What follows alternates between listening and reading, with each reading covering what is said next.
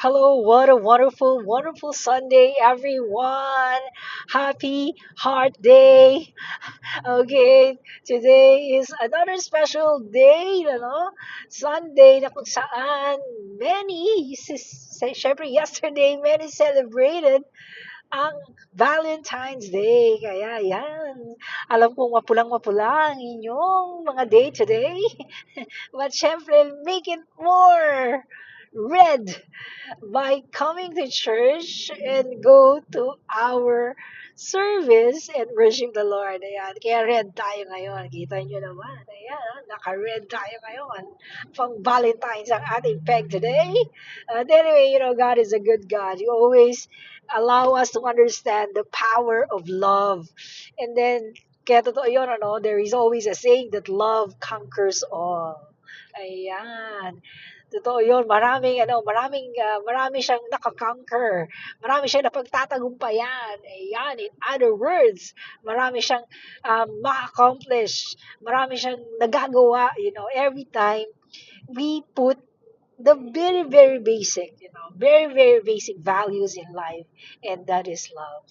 And to understand yung true love is to know God. Yan. So when we know God, we understand the true meaning of love because sabi nga, the source ng love is ang Diyos. Diba?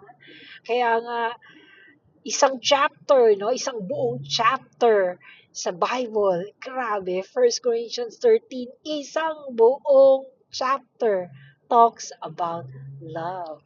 Yan, grabe, no? So, you can see how important it is and how powerful ang love when we understand it in the perspective of the scripture, no? Kaya today, for every one of us is celebrating Valentine's Day, celebrating Hearts Day, having a date, in enriching love and lavishing loves and understanding love. Ayan. We must put attach ourselves to the source of love, and that is our Lord Jesus Christ. That is our God who loves us unconditionally, who loves us without any, without any reason, Ganun siya, ganun niya tayo kamahal. At siya lang, I think, yung kayang magmahal sa atin ng ganun. Kasi, totoo yun, people will always expect something from us and expect us to love them the way they wanted. But in the end, makikita natin na laging ganun, laging kulang. Kasi the truth is, only God can give us and make our love tank full, no?